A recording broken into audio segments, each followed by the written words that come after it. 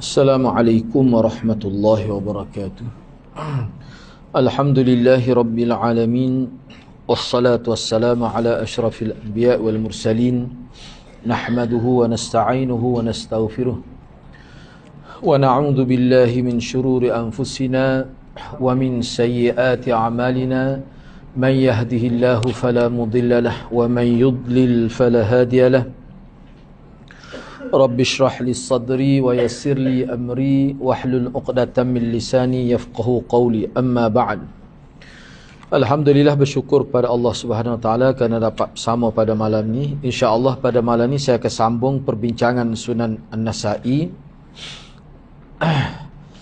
pada muka surat 24, iaitu kesimpulan hadis yang ke-788.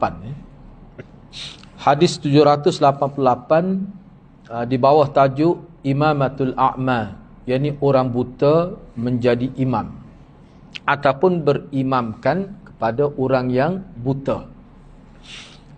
Ini bab yang ke-10. Saya tidak perlu bacalah hadis ini dan juga terjemahan, cuma hadis ini menyentuh berkenaan dengan seorang sahabat yang bernama Itban bin Malik, yang mana kisah dianya seperti mana yang kita sedia maklum dalam perbincangan lepas, bahawa beliau ni menjadi imam kepada masyarakat dia. Jadi oleh kerana dia ni mata dia bermasalah, ada setengah riwayat mengatakan dia ni telah pembuta mata dia.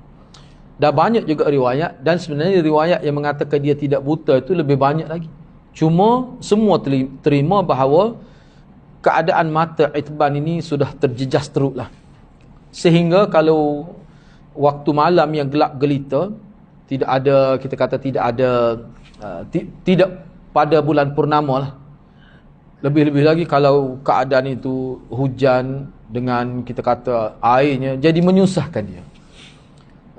Kita boleh kata Itban ni dalam konteks hadis ni dan perbincangan berdasar kepada beberapa riwayat sebelum ini yang kita bincang, dia ni termasuk dalam OKU lah dari sudut penglihatan itu, Itban bin Malik ini. Jadi beliau minta Rasulullah salat di rumah dia di satu sudut dengan tujuan untuk mengambil berkat, kerana tempat itu akan dijadikan musalla. Jadi musalla di sini bukan musalla peribadi dia untuk dia salat bersama keluarga saja, tidak. Tapi musalla yang dimaksudkan di sini adalah tempat salat untuk masyarakat dia. Jadi maknanya masyarakat sebab masyarakat dia itu agak jauh daripada Masjid Madinah. Jadi mereka pergi ke rumah dia, maka boleh berjemaah. Kalau dia nak pergi itu bermasalah. Jadi maknanya imam itu dia hanya tunggu saja. Itu tujuan dia minta Rasulullah salat di rumah dia, untuk dia buat musalla untuk kemudahan dia dan masyarakat dia. Itu sebenarnya. Baik. Kesimpulan hadis berkenaan. Jadi banyak perkara lah saya sebut pada minggu lepas, itu banyak perkara dah. Cuma kesimpulan yang pertama, tajuk bab yang dibuat oleh Imam An-Nasa'i bertujuan menyatakan hukum harus melantik imam yang cacat sebagai imam jika kecacatan berkenaan tidak menghalang tugasnya. Lama kalau kita tengok atas dunia, dia boleh tarik dalam internet tu mana imam-imam yang buta. Dia boleh tarik. Dia akan senara imam Masjid Haram, imam masjid ini. Yalah, maknanya perkara biasa dalam masyarakat Islam, perkara biasa. Bahkan ada setengah ulama kata imam yang buta mata lebih afdal, sebab dia tidak banyak melakukan maksiat. Nak pergi bebas seperti orang tak boleh, mata dia pun tidak melihat. Maknanya dia ni kalau nak kiranya, dia ni lebih hampir dengan Allah secara zahirnya. Ada yang kata begitu. Tak apalah. Yang kedua, harus menceritakan kecacatan diri sendiri kepada orang lain jika ianya tidak menimbulkan persepsi buruk terhadap maruah. Contoh Itban, dia cerita kelemahan diri dia, tapi dengan maksud kebaikan. Malah secara umumnya hukum kita cerita keburukan diri kita, kelemahan diri kita ni boleh sekiranya ada faedah. Sekiranya ada faedah. Kalau menjatuhkan maruah, itu dikira tidak ada faedah. Boleh. Yang ketiga, di Madinah, daripada hadis ni kita dapati bahawa di Madinah ni terdapat beberapa masjid untuk salat berjemaah selain Masjid Madinah. Mana ada masjid lain, cumanya agak jauh lah. Tapi di sekitar Madinah. Tu Kita kata di tanah haram itulah. Tu di tanah haram, ke Madinah, ke tanah haram juga. Yang keempat harus kita kata kurang sebab Masjid Madinah lebih. Dia tak boleh nak pergi kerana jauh, nak buat macam mana? Tu. Kalau zaman kita sekarang tak terima. Sebab dia mari dengan motosikal, ada kenderaan lebih mudah. Jalan raya pun lebih mudah. Kalau dulu tidak begitu. Kalau malam enggak gelap-gelap bahayalah. Itu keadaan itu. Sebab itulah ada keperluan. Sekarang ni pun banyak sebenarnya masjid di sekitar Mekah, sekitar Madinah. Bahkan setiap hotel tu pun ada orang solat sebab nak pergi 5 kali sehari pun setengah-setengah tu tak mampu pun nak pergi. Banyaklah pengalaman kita pergi ke Mekah, nak duduk lama satu waktu ya orang tua, lepas tu nak kencing. Jadi masalah. Jadi dia terpaksa ambil mana? Dia cuba antara maghrib dengan isya boleh. Kalau antara zuhur dengan asar pun tak mampu dah nak duduk. Setengah-setengah orang. Dia pergi setakat boleh. Jadi keadaan itu menyebabkan dia hanya terpaksa salat di tempat yang paling hampir dengan dia. Begitu. Baik, yang keempat, berdasar kepada hadis ini juga, harus menentukan lokasi atau ruang tertentu untuk dijadikan sebagai tempat salat khusus. Misalnya kita buat bilik khusus, itu kadang-kadang lebih baik lagi. Dan memang Ana pernah pergi, dialah kalau di sebuah rumah Ana sendiri pun Ana tidak buat begitu, tapi setengah-setengah rumah yang besar dia buat khusus, lebih tenang. Dengan kebersihannya, dengan keadaan suasana dia, waktu kita rasa lebih tenang. Ada kebaikan dia. Baik, yang kelima, hadis ini dijadikan dalil oleh ulama yang mengharuskan tetamu menjadi imam di tempat kekuasaan orang lain dengan syarat mendapat keizinan tuan atau pihak berotoriti di tempat berkenaan. Namun mereka juga menjelaskan jika tetamu yang datang adalah imam a'zam, maknanya imam besar yang dilantik, maka beliau berhak menjadi imam tanpa ada larangan, bahkan lebih aula ditampilkan beliau. Misalnya imam yang dilantik khusus yang diiktiraf. Imam azam makna kita kata imam besar lah. Mana kalau dia pergi tu orang lebih senang hati. Bahkan kalau dia pergi tidak menasabah nak tampil ke orang lain. Itu maknanya. Ni kalau tak dapat izin pun tak apa. Tak dapat izin ni maksud dia nya sekadar cukup kata silalah. Ustaz lah jadi imam, dia tu imam azam, imam besar. Cukup dah, sekadar itu cukup dah. Tak perlu tanya wakil ayat tu. Tak perlu tanya pemimpin setempat. Itu maksudnya. Sebab itulah setengah-setengah ulama kan perkara ni dia banyak juga menyentuh berkenaan dengan kemunasabahan itu. Kena fikir sendirilah munasabah ke tidak. Contoh kalau kita lah, walaupun kita imam masjid, imam tua masjid, tapi mari imam hak peringkat negeri kita kata dak. Kita pun rasa tak nasabah nak naik jadi imam. Mesti kita hormat pada dia, kita kata kita minta Tuan Syekh lah jadi imam. Walaupun kita pengurusi masjid ni, kita imam besar masjid ni, tapi dia tu imam azam ni, imam yang lebih utama. Itu maksudnya. Jadi orang tak akan bersungguh, bahkan orang pun suka sekali-sekala imam azam hari ni. Begitu yang dimaksudkan di sini. Yang keenam, pihak yang lebih mulia menyahut dan menerima ajakan pihak yang lebih rendah kedudukannya. Ini adalah sifat hubungan sunnah yang diterapkan oleh Rasulullah SAW agar semua pihak tidak berasa riak, sombong, dan di satu pihak yang lain tidak berasa hina dan tidak berasa tidak dihargai. Maksudnya apa? Ialah, cuba bayangkan. Kita kata itban ni kalau nak kira dari segi fizikal lemah lah. Orang lain ramai lagi, tapi suruh dia jadi imam. Itu maksudnya. Tu. Lepas tu kalau kita ambil kira daripada Rasulullah, cuba tengok Rasulullah raikan itban. Jadi itban walaupun dia cacat, dia rasa dihargai. Tengok Rasulullah. Maknanya Rasulullah, kita nak kata ke dia, maknanya Rasulullah menghargai dia tu. Dia minta Rasulullah pergi. Kita kalau minta menteri besar mari, menteri besar kata, aku nak pergi apa dia. Yalah, kita kata tidak jadi masalah. Cuma saya nak sebutnya bahawa Rasulullah ni dia mengambil kira bila dia boleh pergi. Sebab tu Rasulullah tidak pergi selalu. Kalau kita tengok dalam kita bincang sebelum ni kan, mana hari keesokan tu dia pergi. Keesokan dia pergi. Maknanya Rasulullah luangkan masa untuk pergi. Jadi di sini sebenarnya ada satu pendidikan lah. Yang ni kita tidak boleh bahasa sombong, tidak boleh riak, tidak boleh segah berbanding orang lain. Kita kena hargai orang yang lebih rendah. Menyebabkan orang yang lebih rendah ni dia tidak terasa hina, dia rasa dihargai. Itu hubungan sunnah. Itu yang dimaksudkan hubungan sunnah. Perlu sangat tu. Mana kita buat tu boleh pahala lah. Boleh pahala. Ini pengajaran yang kita boleh petik daripada hadis ni. Baik, seterusnya kita pergi kepada bab yang ke-11. Kanak-kanak yang belum baligh menjadi imam. Imamatul ulam qabla an yahtalim. Terjemah sebenarnya kanak-kanak menjadi imam. Kanak-kanak yang belum yahtalim, maksudnya bermimpi melakukan persetubuhan. Itu mana ihtilam. Mimpi yang menandakan bermulanya baligh, itu ihtilam. Kira orang kita pun sudah guna dah kalimah tu. Mu nak jadi imam ihtilam dah ke? Dia tanya. Dia sudah jadi bahasa Melayu kita. Cuma ada mungkin setengah-setengah tu tak faham. Tapi itu sudah menjadi perkataan biasa. Ihtilam maknanya mimpi. Dia kalau biarlah kita saja sebut. Saya ingat masa saya dulu setengah-setengah Tok Guka pun dia kata mimpi naik kuda dia tu. Oh, parok dia kiyah tu. Parok dia kiyah tu. Kita pun tak faham berapa dia pula. Lepas tu dia ceritalah. Maknanya mimpi yang menandakan cukup umur keluar iman ni. Tu. Baik. Jadi Imam Nasai telah mengemukakan satu hadis di bawah bab ini. Hadis yang ke-789.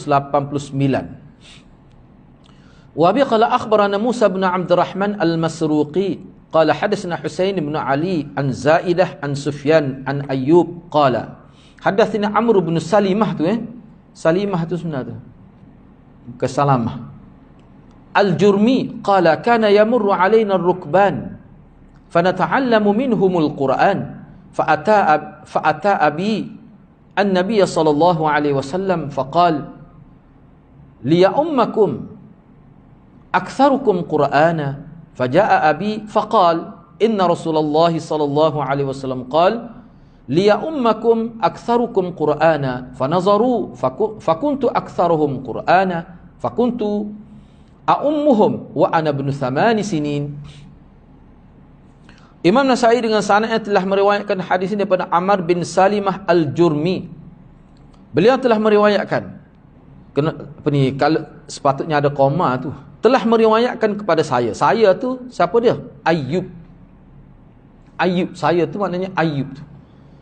Anak murid kepada Amr bin Salimah itu. Jadi telah meriwayat kepada saya oleh Salimah lah maksudnya. Katanya, tu kata Amr bin Salimah. Bukan Salimah ayah dia. Amar tu. Satu kafilah. Ar-Rukbah tu mana kafilah ataupun rombongan dagang yang singgah di kawasan, di halaman kampung dia lah. Tu dia panggil Rukban. Rukban ni maknanya pergi tu ada yang naik kenderaan, ada berjalan kaki. Tak kira lah asalkan satu kafilah. Cuma setengah ulama ke Rukban ni kafilah yang berkenderaan. Ada yang spesifik kayak begitu. Ada juga. Tak apalah. Satu kafilah telah melalui kawasan perkampungan kami, lalu kami telah belajar Al-Quran dengan mereka. Selepas itu ayah saya telah mengunjungi Nabi SAW. Baginda SAW telah bersabda, hendaklah orang yang paling banyak menghafal Quran menjadi imam di kalangan kamu. Ni kena ingat ana terjemah ni berdasar kepada hadis ni yang dihurai oleh ulama. Sebab kalau kita bincang sebelum ni, yang dimaksudkan aqra'ahumul Quran tu, dia banyak pentafsiran dia. Kalau dalam konteks sahabat macam mana, tu kita bincang dah. Cuma dalam konteks ni, dalam konteks perkampungan ni, dia kena terjemah begini. Kalau kita kata hak mahal Quran, nak mahal mana, dia umur 8 tahun. Sebab tu dalam konteks hadis ni, maknanya orang paling banyak menghafal Quran. Berat juga sebenarnya kita nak terjemah. Kalau kita ambil kira baru ni, tak boleh nak terjemah begini. Kenapa tu? Sebab dia kata akra ni sebab sini aktsarukum, sebab ada setengah tu akra ni. Tapi sini sini jelas juga aktsarukum, bukan akraukum. Apa tu? Sebabnya sini kalau dia kata akraukum, berat benar lah menggo kawasan tu orangnya bukan reti Quran, pun kawasan jauh. Misalnya kita kecil kena cari hak paling fasih Quran di tempat orang asli. Ataupun di kawasan kampung tak jumpa hak paling banyak apa Quran. Tak apa dah, hak basic. Yang paling banyak hafal Quran. Nabi kata gitu. Kena ingatlah kita bincang dah sebelum ni.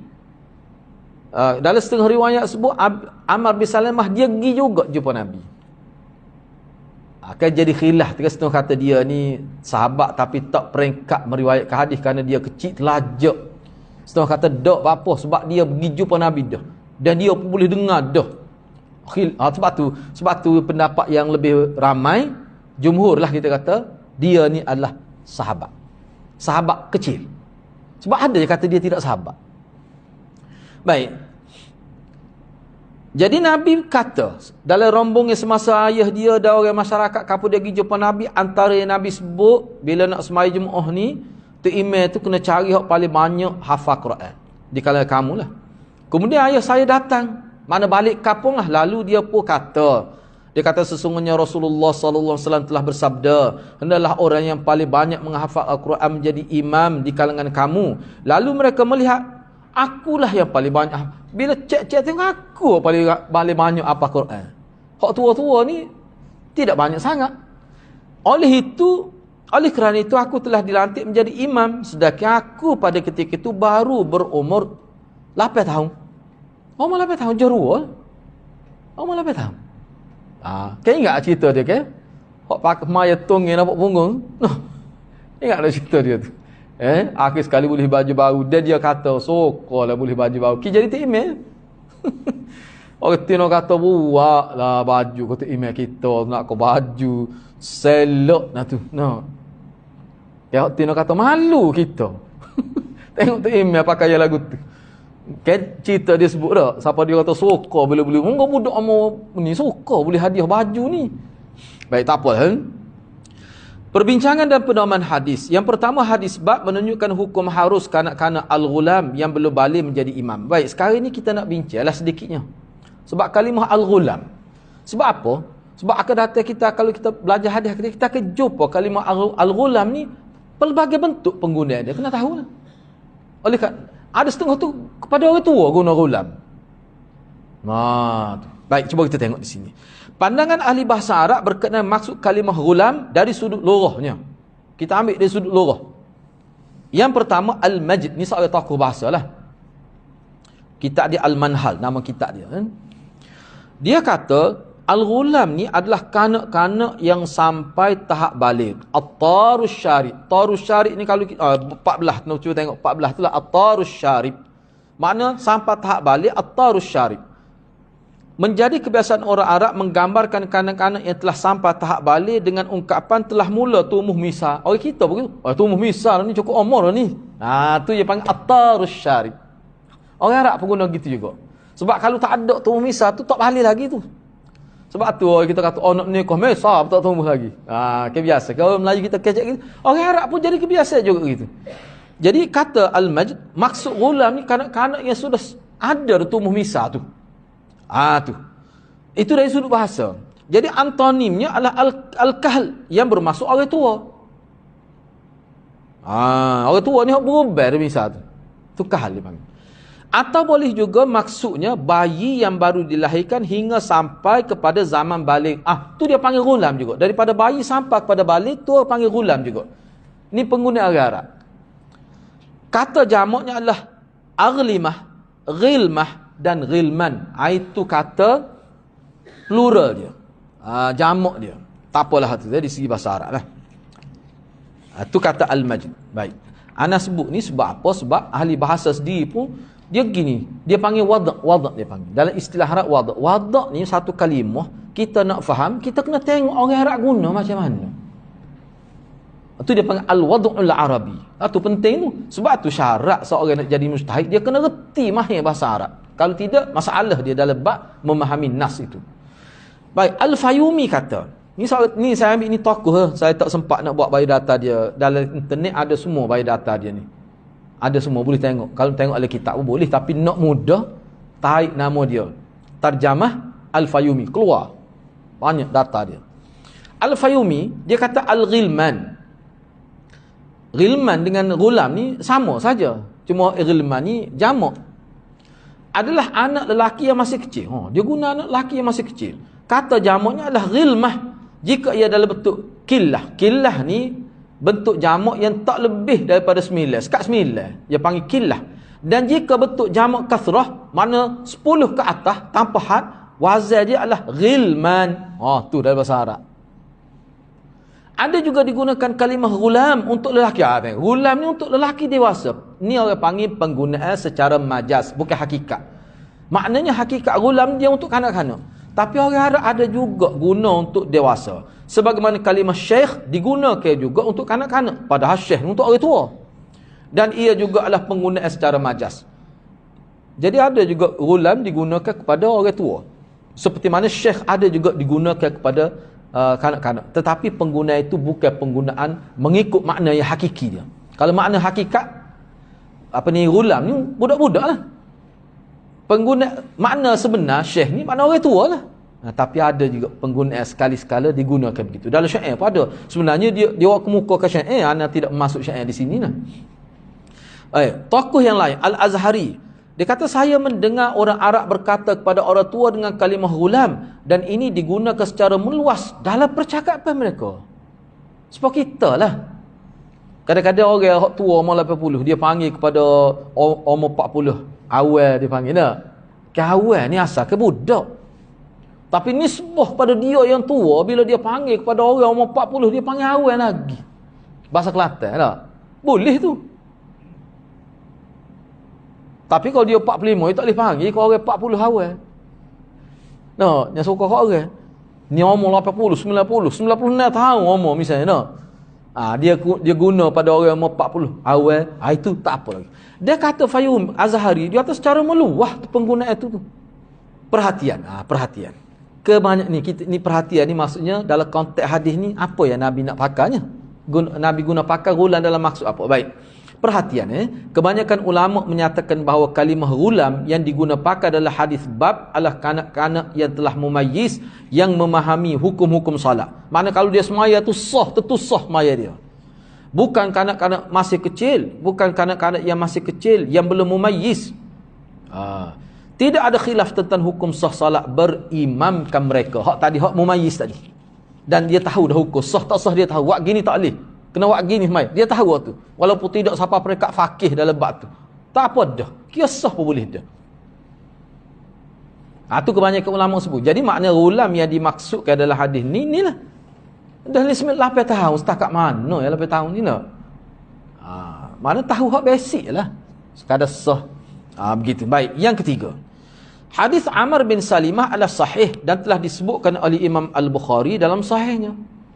Huraian hadis ini dan isu berkaitan telah disebutkan dalam huraian nombor 636 dan hadis 767, boleh rujuk semulalah situ tu. Jadi anda tidak nak panjanglah tu. Cumanya nombor 4 tu. Melalui tajuk yang dikemukakan oleh Imam Nasa'i, difahami bahawa beliau antara ilmuwan besar yang berpendapat harus berimamkan kanak-kanak yang belum balik.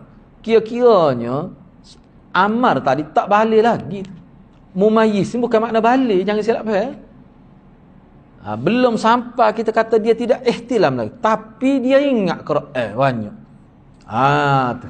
Jadi Imam Nasa'i dari segi fiqhnya, dia ni antara ilmuwan besarlah.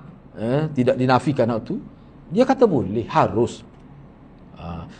Baik, kita baca dulu kemudian, sebab ada setengah tu saya tidak tulis poin-poin kira-kiranya dia boleh masuk dalam ni.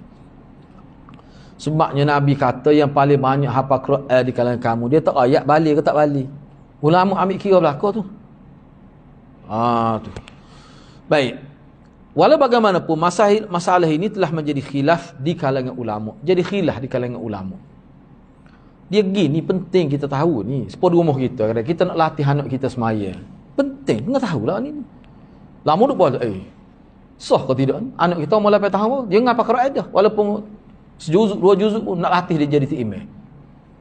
Kita pun tahu dia semaya betul nak latih dia. Boleh lah. Dan mazhab Syafi'i memang boleh. Sebab itulah pendapat kuat dari mazhab Syafi'i. Budak yang sudah mumayyiz, walaupun tak balik, boleh duduk dalam sah imam, dalam sah orang dewasa. Saya malam mari Allah gerai tak. Kita pergi Jumaat lah, pergi ngajar kuliah lah. Budak tu mari awal. Kalau duduk tepi anan apa gadah. Tapi dia duduk selai beberapa orang dewasa. Mari orang dewasa, mari lambat ni, nyat tarik budak tu. Dia sudut mai belakang. Budak tu nampak sedih lah. Sebab dia mari awal. Jadi kita pun mikir nak kata takut duduk sparring situ pula. Ada pasal. Nak balas kata Allah apa tak habis-habis lagi maklumat tu. Budak tu bukan 8 tahun. Saya tengok mana peringkat 10 tahun dah. Jujur pak orang pun dia. Memang dia main molek. Mari orang tua Allah kita pun kacik gigi bahasa tak. Ai kata orang tua ni. Ya, kita pun gerai. Sial budak tu. Saya pun tengok dia. Saya ingat nak tarik mari tepi ana tapi muka penuh dah. Sebab pendapat kuat mazhab Syafi'i tak boleh kita nak eret. Dia duk alasah dah.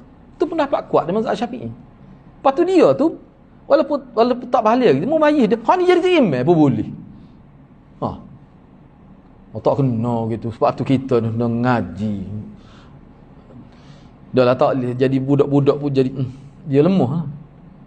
Tak semata-mata orang tua kena ambil sah mula. Tak, ya kira mari awal. Bukan tua dia panggil ni mari lewat semua. Gitu waktu kita pun jadi Allah. Kesian budak tu. Sebab saya siapa tu budak tu ada dah. Dia duduk senyap dah dalam sah tu. Rapat molek, betul sah molek. Saya pun masuk. Mari orang tua ni, dia heret betul. Budak-budak belakang dia tu. Padahal sah tu tak penuh lagi. Sah dewasa tak penuh lagi. Tu ya. Kita faham dalam satu pendapat, tapi bukan biasa pendapat biasa, bukanlah kata kuat. Dalam pendapat biasa dalam mazhab Syafi'i ada yang menyebut ni kalau ketika mula-mula nak buat sah tu sudah bercampur dah orang tua dengan budak-budak, bolehlah kita susun budak-budak duduk belakang. Ni dak. Sah tu sudah siap dah. Cuma tu imam nak kat takbir dah. Dan sah belakang budak-budak duduk tu campur dengan orang tua pun tak penuh. Jadi maknanya kalau nak kira salah tu sebab sah dia tak boleh buat sah belakang. Kalau sah depan tak penuh. Tu sebenarnya kaedah dia. Benda-benda gitu kena faham lah. Kena faham. Kalau tidak kan soal jadi budak ni jadi tak selesa. Tak selesa. Silap-silap hari bulan dia jadi nak marah, benci kepada orang tua. Itulah. Baik, kukuk mana pun berkait dengan masalah ni, mana kanak-kanak yang belum balik tapi sudah mumayyiz. Sudah mumayyiz, sudah faham dah tentang hukum solat itu antara sah. Dia semaya, memang kita akan kata sah dah. Hak ni khilaf ulama. Bila nak tampilkan dia sebagai imam, menjadi khilaf di kalangan ulama. Yang pertama, Al-Imam Al-Hafiz Abu Bakar bin Al-Munzir, terkenal dengan Ibnul Munzir. Ini terkenal dengan Ibnul Munzir rahimahullah. Dia kata, para ulama telah berbeza pandangan berkenaan imam yang belum balik. Sebahagian mereka mengatakan harus berdasarkan hadis Ammar bin Abi Salimah ni lah. Berdasar hadis ni lah. Ni antara hadis yang menjadi dalil bagi ulama yang mengatakan boleh budak kecil pun asalkan dia mumayyiz dah. Lepas tu dia ada kelebihan tu. Baca Quran betul lah. Sebab tu dia ditampilkan. Orang tua lah itu tak ingat molek ataupun mungkin baca tak betul. Sebab dia ni cerdik. Orang mari kapur dia singgah, mari berhenti, dia ambil peluang. Duk belajar Quran tu. Kan kita bincang dah sebelum ni. Kemudian Hafiz Abu Bakar dengan sanadnya. Hafiz Abu Bakar ni maknanya Al-Munzir tadi dah.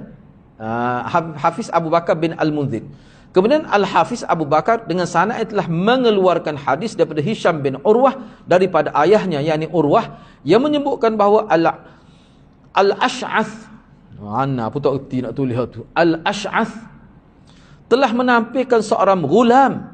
Nak terjemah gitu. Kenapa halah ghulam tu? Sebagai imam. Lalu beliau ditegur. Al-Ash'ath ditegur. Apa suruh budak jadi imam? Lalu beliau menjelaskan sebabnya dia paling banyak hafal Quran. Aku suruh dia sebab dia paling banyak hafal Quran. Popok kita tua pun tak banyak. Kita wika dia lah. Gitu. Maknanya Al-Ash'ath ni dia faham daripada hadis-hadis Nabi tu lah. Baik. Beliau juga, yakni Al-Hafiz Abu Bakar, beliau tu makna Hafiz Abu Bakar tadi. Beliau juga telah mengeluarkan riwayat yang bersumberkan daripada Akrimah daripada Aisyah radhiyallahu anha. Aisyah telah berkata, beliau tu maksudnya Aisyah, kami telah mengambil seorang kanak-kanak dari sebuah madrasah. Ni. Lalu kami tampilkan beliau sebagai imam pada bulan Ramadan. Tu imam tarawih ni. Dan kami buat untuknya qaliyah dan khushkan. Ni. Ra'i ke budak. Dulu ada dah biasa ambil budak duk ngaji tu ada dah. Sebab apa dia baca Quran sedap. Baca Al-Quran dia tu mengkagum kau itu. Ada kita buat gitu. Aisyah kata. Ni selepas zaman Nabi lah ni. Kita ambil seorang budak daripada madrasah. Saya timah madrasah tu sebab kalimah asal dianya apa kalimah dia ada madrasah tu asal bahasa Arab dah. Cuma kalimah hak dulu. Zaman Nabi dulu ada satu kalimah lain yang semakna dengan madrasah itu. Dia panggil kutab, minal kutab. Kutab tu dia ada dua makna. Kutab ni kerani pun boleh. Penulis kitab pun boleh, kutab. Satu lagi kutab makna madrasah. Ini makna madrasah. Seorang budak dari sebuah madrasah. Lalu kami tampilkan dia sebagai imam pada bulan Ramadan dan kami buat untuk dia qaliyah dan khushkan. Cuba tengok qaliyah ni. Bukan qalih ni. Qaliyah ni apa dia? Sup yang dimasak daripada daging kambing dan hati atau limpa. Ni antara makanan yang sedap lah kiranya. Maknanya ini contoh masakan istimewa untuk budak ni. Tetamu kita. Walaupun budak pun kita raikan dia. Sebab itulah Aisyah sebut. Lepas tu kita juga buat khushkan. Khushkan ini roti yang diadun daripada gandum halus yang berkualiti. Campur gula dan badam atau kacang tanah. Ni makanan yang sedap lah zaman dia ni. Bapa nak meraihkan tu imam kita. Siapa dia tu imam kita? Budak lagi. Daripada madrasah. Untuk semaya tarawih. Ada tu. Maknanya boleh. Baik, tak apalah. Cuba kita tengok lagi di sini. Beliau menyebutkan lagi. Ni masih lagi Hafiz Abu Bakar bin Al-Muzid. Beliau menyebutkan lagi antara yang berpendapat harus kanak-kanak yang belum balik jadi imam adalah Al-Hasan Al-Basri. Ni tokoh besar dari kalangan tabi'in ni, Hasan Basri ni. Ishaq, Abu Thawd dan Az-Zuhri itu silap tu lah, perbetulkanlah. Az-Zuhri itu silap tu. Az-Zuhri itu. Air itu selepas ar tu. Bukan Az-Zuhri yang secara khusus menyebutkan. Jadi Zuhri ni secara khusus dia sebut gini, jika mereka tidak ada pilihan maka boleh menjadikan mereka sebagai imam. Mereka ni tukar tak? Boleh menjaga gulam, tukar. Mereka tu gulam. Jadi Az-Zuhri ni antara yang kata boleh. Cuma dia agak spesifik. Boleh Imam Zuhri ni agak spesifik. Dia katakan, hak tu kalau tak ada pilihan orang lain lah. Maknanya boleh. Tapi kalau cari-cari tak ada orang hak dewasa, hak munasabah untuk jadi imam, tiba-tiba hak budak ada, tak ada pilihan. Awi ke budak lah. Sebab dia begini, ana pernah ni pengalaman sendiri. Budak kecil benar jadi imam. Allah, kita terasa lah. Maknanya ketenangan ada, saya jumpa gitu. Baca Al-Quran dia tu sedap, lembut. Budak dianya. Allah kecil benar kita, Allah kata budak ni, tapi dia baca Quran tu, kita boleh hayati tu makna tu. Tak ada jenis gitu. Hak lagu tu lah maksudnya. Bukan baca salah. Tu maksudnya. Kata Al-Allamah Asy-Syaukani, jika dikatakan, kalau ada orang kata gini, sesungguhnya hadis Ammar bin Salimah ni adalah untuk salat nafilah. Salat sunat tu, bukan maktubah, bukan salat wajib. Maka pandangan ini tertolak dengan sabda Nabi yang bermaksud, salatlah kamu dengan salat ini pada ketika ini. Makna berwaktu tu. Ke salat maktubah dia salat muakkad. Salatnya as-salawat salat muakkad, salat yang berwaktu khusus.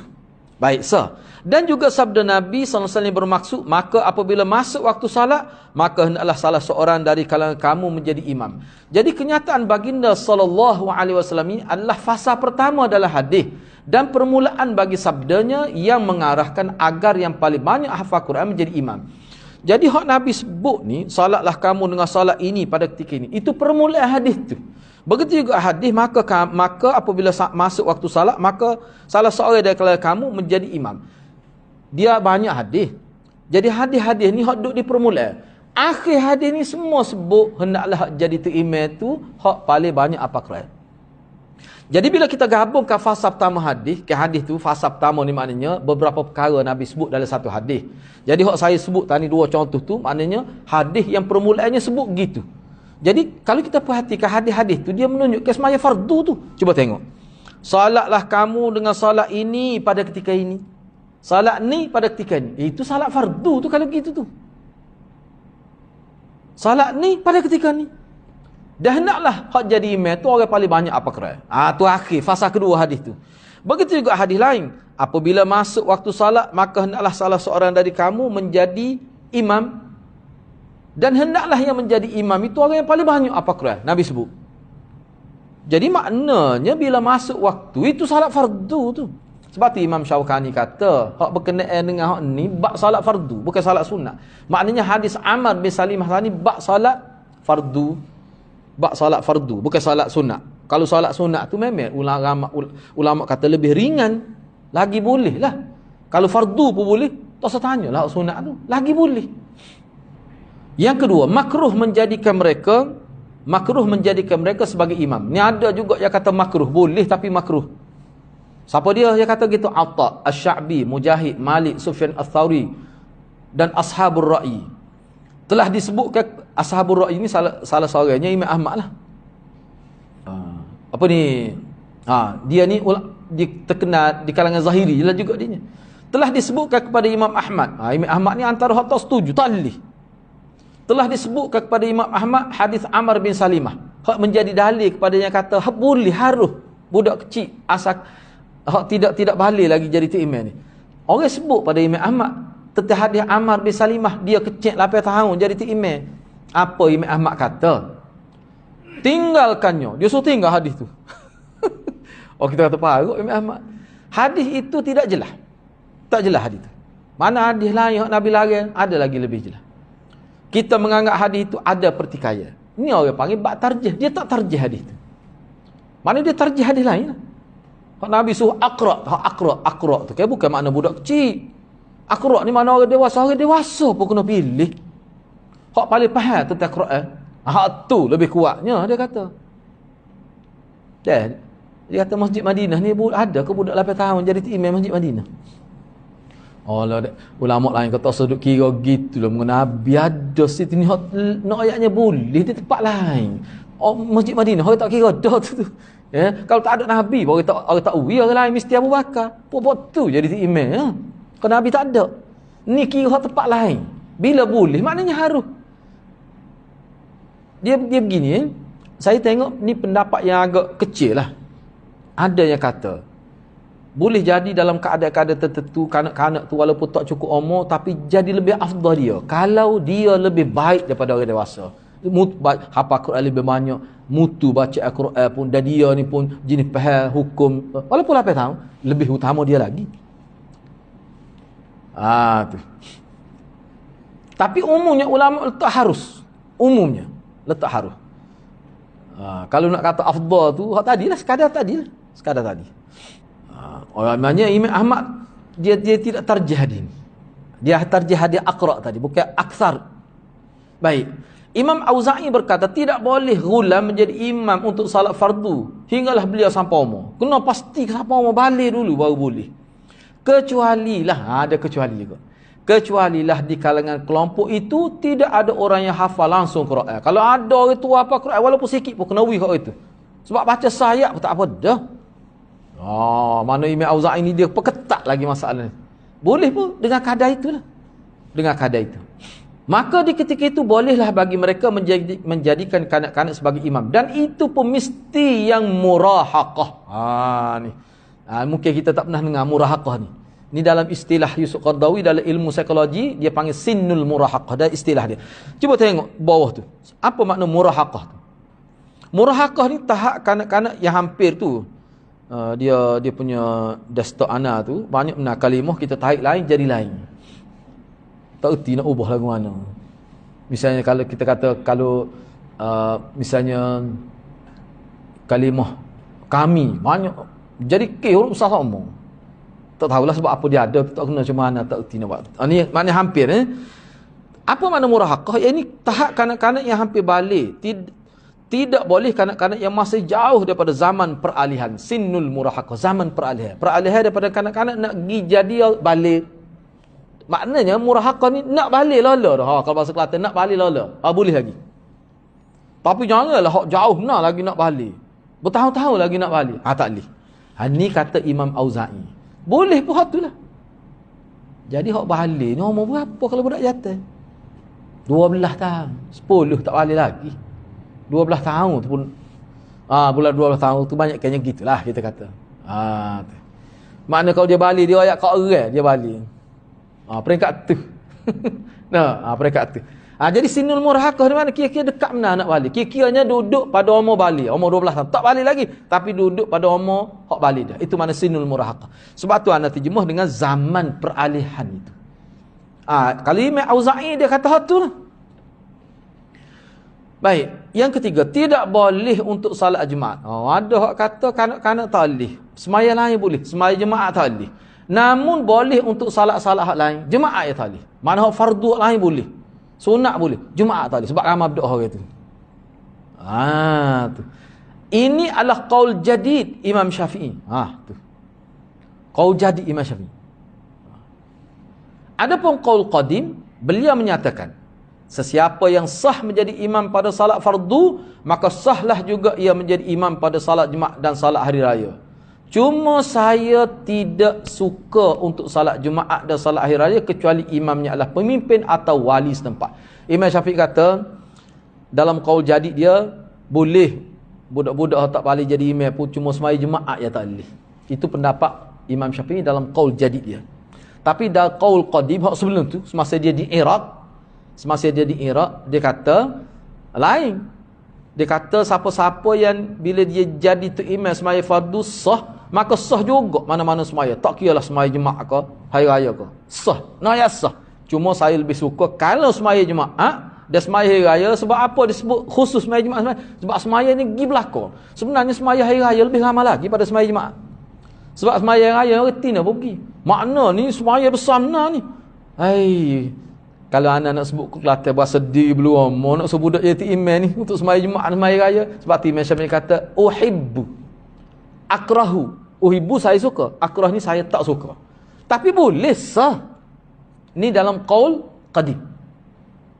Sebab apa? Sebab semaya Jumaat ni kan ramai ke. Sebab masjid ni penuh 3 tingkat ni.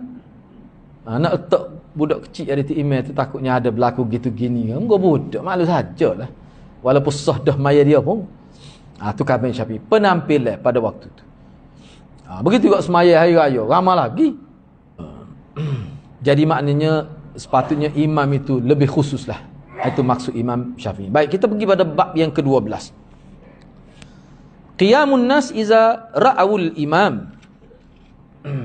Ni kita ambil satu lah, ni ringkas saja. Bab yang terakhir pada malam ni, qiyamun nas iza ra'awul imam. Orang ramai bangun apabila mereka melihat imam. Ni hak kita nak bincang pula ni, Imam Nasai kemuka ke satu hadis. Ni hak kita nak bincang tajuk ni masa mana makmum ni nak bangun dalam saf tu. Masa mana? Tu jadi khilaf pula situ. Baik. Hadis yang ke-790. Wa bi qala akhbarana Ali bin Hujr qala hadatsana Hushaim an Hisham bin Abi Abdullah wa Hajjaj bin Abi Uthman an Yahya bin Abi Kathir an Abdullah bin Abi Qatadah an Abih qala qala Rasulullah sallallahu alaihi wasallam idza nudiya lis-salah fala taqumu hatta tarawni. Imam Nasai dengan sanad telah meriwayatkan hadis ini daripada Abi Qatadah. Beliau telah berkata, Rasulullah sallallahu alaihi wasallam telah bersabda, apabila dilaungkan azan, apabila dilaungkan azan, maka janganlah kamu bangun kecuali setelah kamu melihat aku.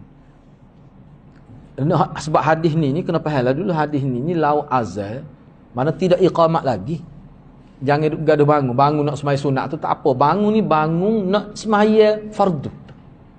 Ni duduk di lama depan sampai 5 minit. Lepas tu masa mana sepatut mengikut sunnahnya? Cuba kita tengok di sini. Pertama sekalinya hadis bab adalah muttafaq alaih. Hadis Abu Qatadah ni muttafaq alaih.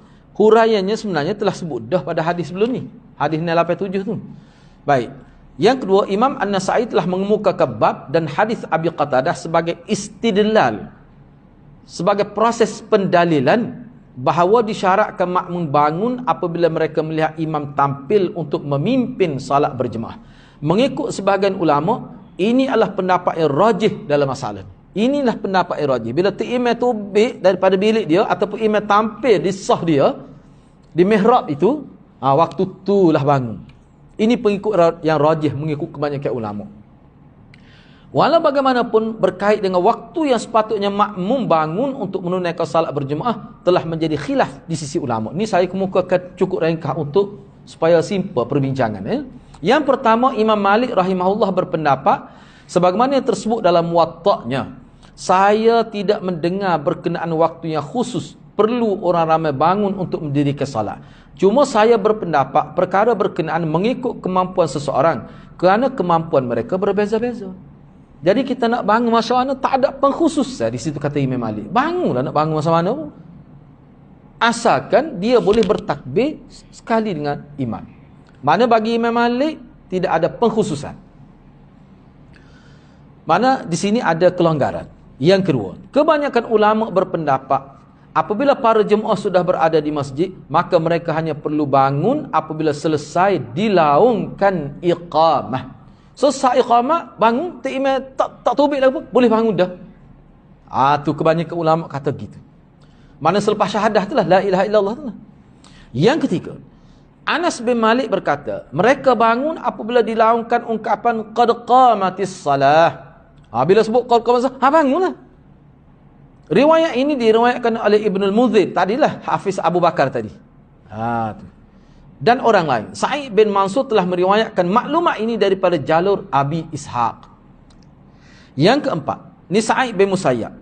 Dia kata apabila muazzin berkata Allahu Akbar, maka wajib bangun. Qiyam tu makna bangun. Wajib dia kata. Dia guna istilah wajib. Apabila dilaungkan hayya 'alas salah, maka wajib betul ke saf. Kena betul hayya 'alas salah. Dan apabila dilaungkan syahadah la ilaha illallah, maka imam pun bertakbir. Sebab iqamah dia tak ada doa. Kita bincang semula, bincang dah sebelum ni pun tak ada doa. Doa ni selepas azan saja. Patut kita ada buat lah ni tu. Tu dia ni khilaf lah. Cuma ana berpendapat kata tidak ada lah. Kukuk mana ada ulama kata ada tu. Tapi setakat ana belajar, gua ana apa sebut dah kita duduk tengok tu, hak lebih kuatnya tak ada sebenarnya. Sebab apa? Sebab Nabi ni selalu kita tengok dalam banyak riwayat. Baik, tak apalah. Perkara tu perkara khilaf. Kalau mengikut Sa'id bin Musayyab ni, bila tu imam, bila apa ni kita kata muazzin kata la ilaha illallah kan, dia pun Allahu Akbar selalu. Baik, yang kelima, Abi Juhaifah ni tokoh belaka ni, bangun apabila dilaungkan hayya 'alal falah, baru bangun berdiri dalam saf, dan imam bertakbir apabila muazzin selesai bersyahadah la ilaha illallah. Baik, yang keenam, secara umum jumhur ulama berpendapat makmum tidak elok bangun selagi imam tidak kelihatan. Tak molek gitu. Jumhur ulama kata gitu. Takutnya lama lah. Bangun-bangun rupanya tu imam baru masuk bilik air. Tu imam buat apa gitu. Betul tunggulah. Enggak tu imam ni kalau masuk bilik air lama sama misalnya no. Tak boleh. Jadi nampak tak molek duduk diri, nampak tak molek, tak sesuai. Yang ketujuh, yang terakhirlah, bangun pada permulaan iqamah dilaungkan. Siapa berpendapat gini? Bukan main-main orang ni. Umar bin Abdul Aziz, Muhammad bin Ka'ab Al-Qurazi, Salim bin Abdullah bin Umar. Ni cucu Sayyidina Umar. Salim ni cucu Sayyidina Umar. Ni perawi hadis ni. Salim ni lah antara anak Abdullah ni yang paling banyak berkhidmat pada ayah dia bila ayah dia, hakik usul ayah dia. Sebab ayah dia ni buta. Abdullah ni, orang panggil Ibnu Umar ni akhirnya buta. Dan inilah satu-satu. Orang lain pun berkhidmat juga mengikut ulama. Tapi hak ni lah ada bersama dia semua. Hak jual air, dia pergi masjid, akak dia ni, anak dia Salim ni, dia berkhidmat untuk ayah dia. Sebab ayah dia ni mujahidin. Pergi perang. Banyak mana pergi perang. Rosak mata kerana banyak saraf rosak. Mana seorang anak yang bagus, dia, mana dia sedar ayah dia jadi gini kerana jihad. Allah kita kata dah betul lah dia berkhidmat pada ayah dia. Baik. Abu Kilabah Arak, Ain Arak, Ain Ra Alif Kaf, Arak bin Malik Az-Zuhri dan Sulaiman bin Habib Al-Muharibi. Ramai juga tokoh-tokoh tabi'in ini yang kata begini. Gitu lah. Jadi khilaf lah tu lah. Sebab itulah kalau Imam Malik dia kata dia ikut kita boleh bangun. Sebab setengah orang kan mungkin dia letih ataupun dia sakit, nak boleh bangun tu lambat kali lah. Mana dia bangun awal lah sikit, ikutlah. Gitu. Jadi bab yang ke-13, al-imam ta'ridu lahul hajah ba'da ta'ridu tu ana terjemah, tiba-tiba imam ada hajat setelah dilakukan iqamat. Bagaimana pula? Orang lawan iqamat tiba-tiba ada keperluan terdesak.